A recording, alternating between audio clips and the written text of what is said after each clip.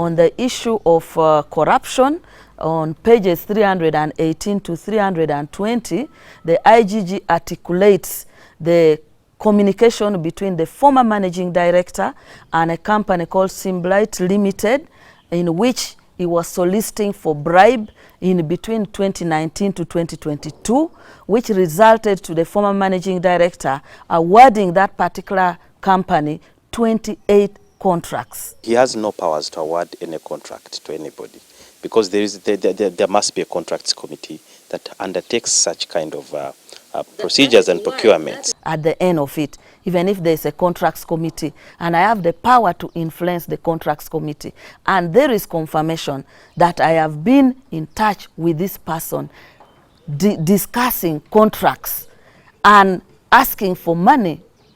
So I want the country to know that while the IGG has released a report, I am still waiting for the report of the Auditor General, because the Auditor General's report is undertaking forensic audit into the real estate, which is pension towers and Luboa. That's why you don't see the issues of forensic audit into suspense accounts and others reflected in the IGG report. The report says that it was within your powers to ask for the 6 billion, popularize the fund.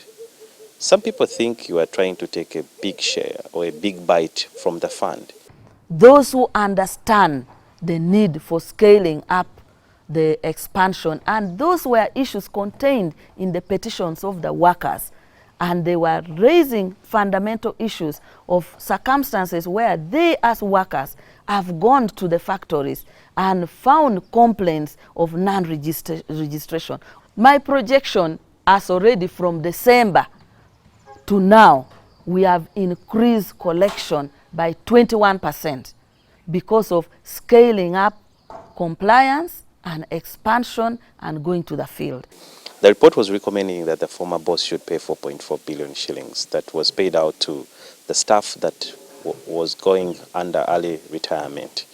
So, wanted to know from you. He responded saying that actually it was not a decision that he took as an individual. It was a decision that was taken as a fund, and thus the fund should be the one to pay for that or to meet the cost.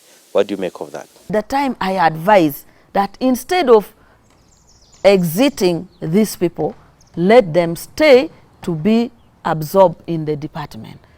So I have communication back and forth, but he himself assured me that within the legal framework, they will not exit anybody. And when I got a petition that people were exited, and people were exited with certain provision not supported by the law, I raised it to the Inspector General.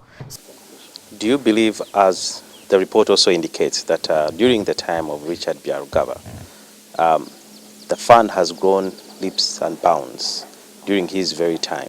In my letter, I first started by indicating that Mr. Richard Byarugaba has been an executive that has grown the fund.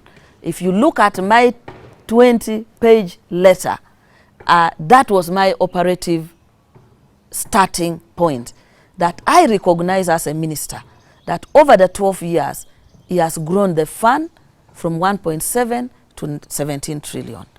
He has undertaken innovative ideas. However, there are certain strategic decisions that he has made which has caused the fund from growing to the level at which I look at the data of those supposed to be employed at 16 million, and yet we still have the membership at only 1.3 million.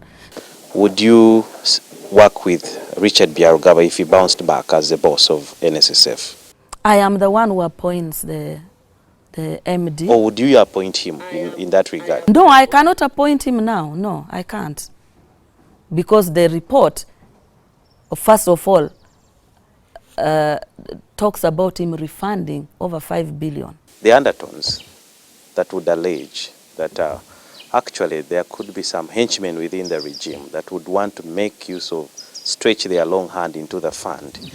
But he has been an obstruction to that, and that's why all these things are coming up. Is the arrangement His Excellency the President?